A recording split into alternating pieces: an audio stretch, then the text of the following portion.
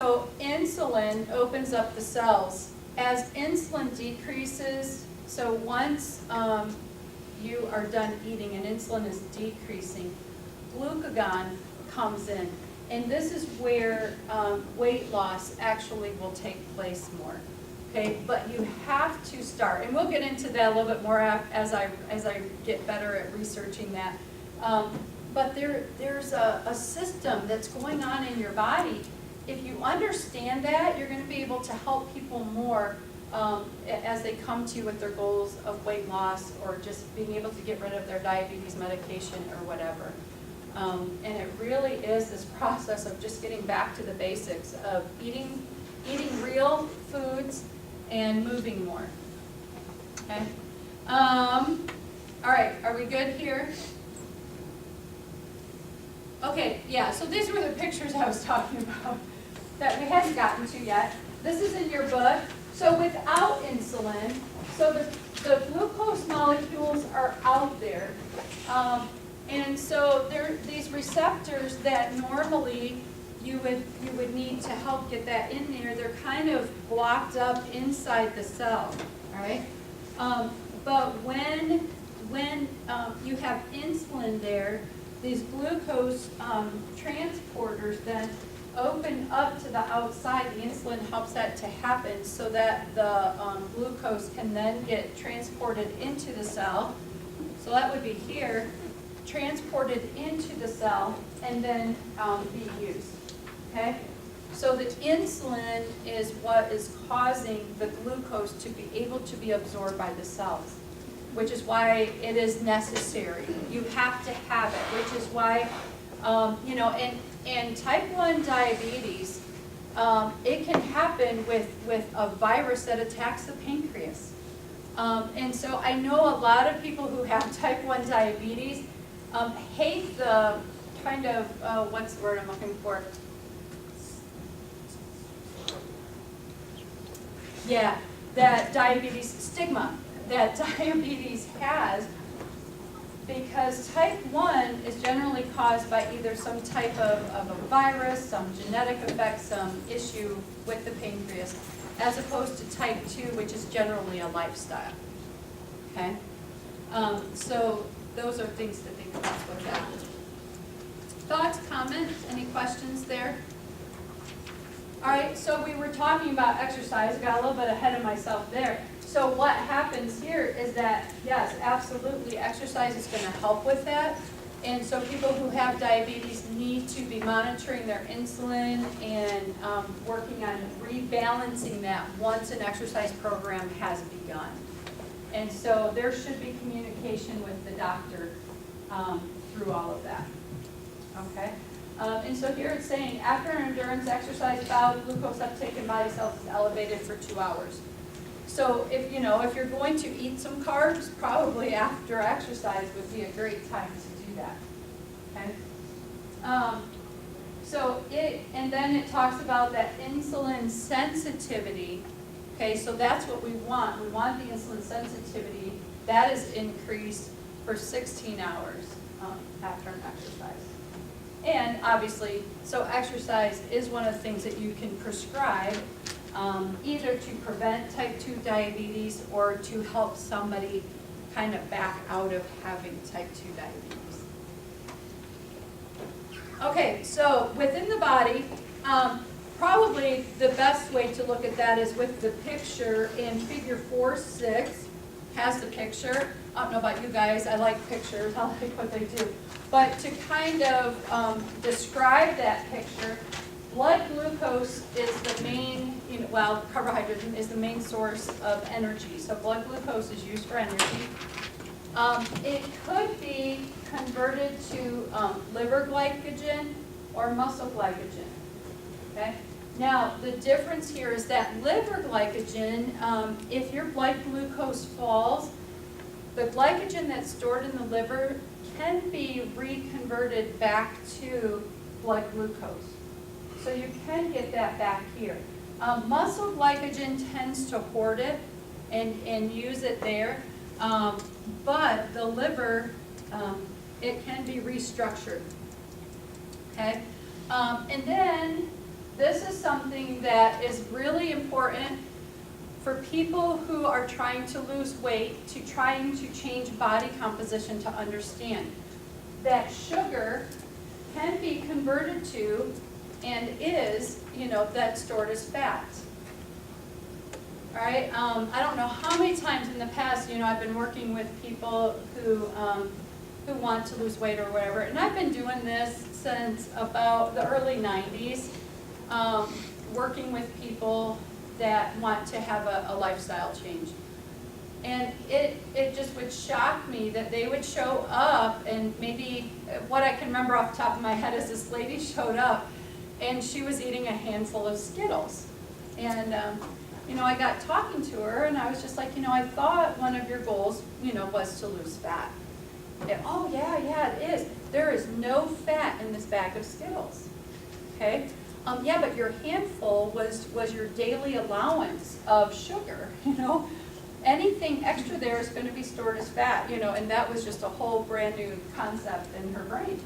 Of like, no, but the bag, it didn't say it has fat. It says it has no fat in there. So anyway, those are things to think about. Your extra sugar is going to be stored in the body. If your stores are filled up, your glycogen stores are filled, the excess is going to be stored as fat. Okay? So then some of the things that can happen there, whenever you see glyco, we're talking about sugar, right? So glycogenesis, this is taking glucose into glycogen, okay? So when the glucose is high, it is then taken in and stored as glycogen. Glycogenolysis, this is when glycogen is broken down into glucose. All right, so the reverse. Now this, obviously we talked about, happens in the liver as opposed to the muscle. Okay, so you can get it back from the liver stores. And gluconeogenesis, this is when glucose is made from non-carb sources. Actually, we have a little side trip to take before we take that further. But you can use protein and fat then when there are no stores in the body to be used. The body will break down the protein and fat to be used as glucose. It's just not as efficient, obviously. So these are some of the things that can happen. And you also, any excess above that's extra can be excreted in the urine. Okay.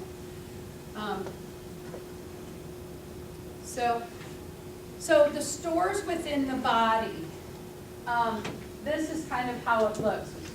Your blood glucose, there are about 5 grams. So remember, there are 4 calories per gram, so you have about 20 calories that are stored in the blood.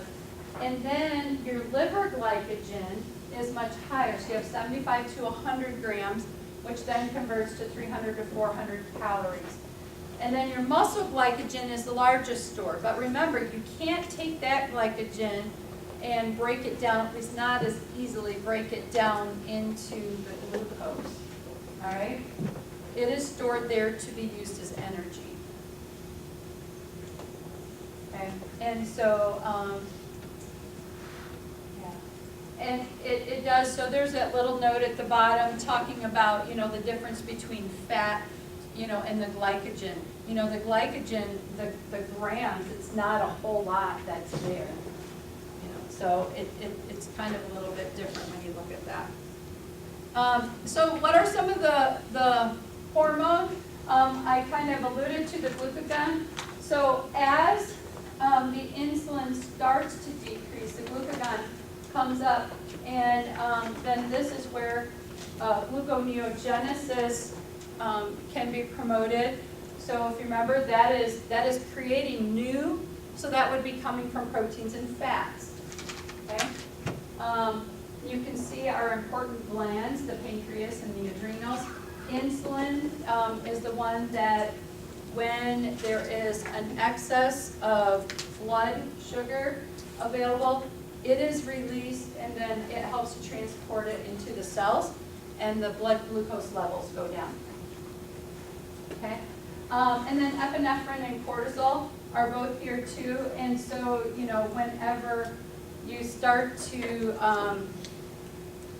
move, the heart rate starts to get up, These are released, and these promote, the first one, the glycogen breakdown, glucose release from the liver, and the breakdown of protein, stimulating then the using of that for creating more glucose. Yeah?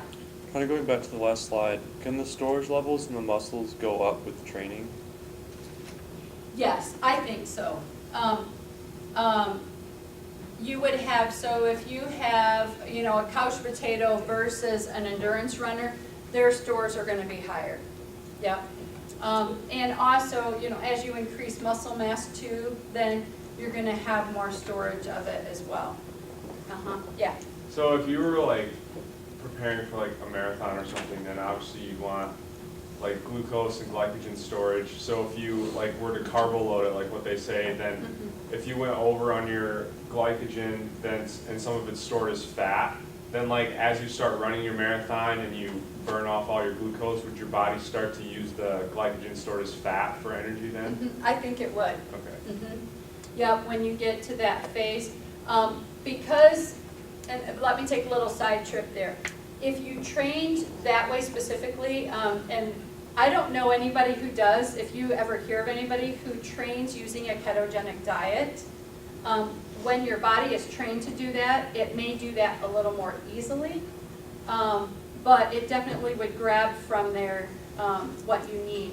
However, the glucose stores, if that is how you have trained and that's how you've lived, those are still your best option. And so that is when, and we'll talk about this in a little bit, not today, but that as you train, you will, hold on, I just lost it. Yeah, so then as you're running your marathon and those stores go down, you are going to want to know at what point for my body do I need to start replenishing. You don't do it when you start to feel the effects of a decreased blood glucose. That's too late. So there's a timing that takes place, and there you have to allow that certain amount of time. So you have to know when to start taking in the carbs, either by the little packets, by a drink, or, you know, I know people who outrun, they have somebody toss them a banana at a certain point of the race, and they gobbled down their banana and then just kept going. You know, so however your body responds the best. And so that's what you would find out in training, how to do that. What do you guys do?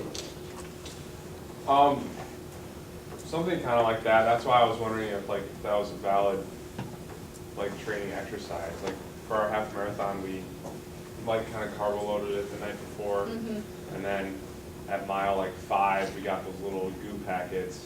Yep. And then at mile like 9 or 10 we got them again. Yep. To replenish like the glycogen. I was just wondering if that's like a legitimate way of actually going about it or not. That is how, yes, and that is probably how you should. Those stores, and then when that's gone, the other stores are harder to get to, and you may hit a wall that way. So by getting the quick blood glucose into your system, that is going to help you get through that race. So, like those goo packets, that glycogen would be stored in the skeleton. That glucose, that would probably just go into your system. I'm trying to think, there is a time, I don't know if it's 15 minutes. There's like a time you take it, but then there's a little bit of time before it kicks in, so you have to be careful when you ingest it. But we will get a little bit more specific on that. It's a science, it really is, and it's different for each person who's running. You know, to understand, you know, like this gal I knew, she ate a banana and it worked for her. Not everybody can eat a banana in the middle of a race. I don't think I could, you know, like, oh. So, but yeah, definitely. So you still want to keep using the easiest thing for your body, because your body's under so much stress from the race. The easiest thing is to give it a quick glucose. Yep. Okay. Yeah, we didn't make it, did we? There is just so much information here. We will figure it out. But you guys have a great Wednesday, and I will see you Friday morning.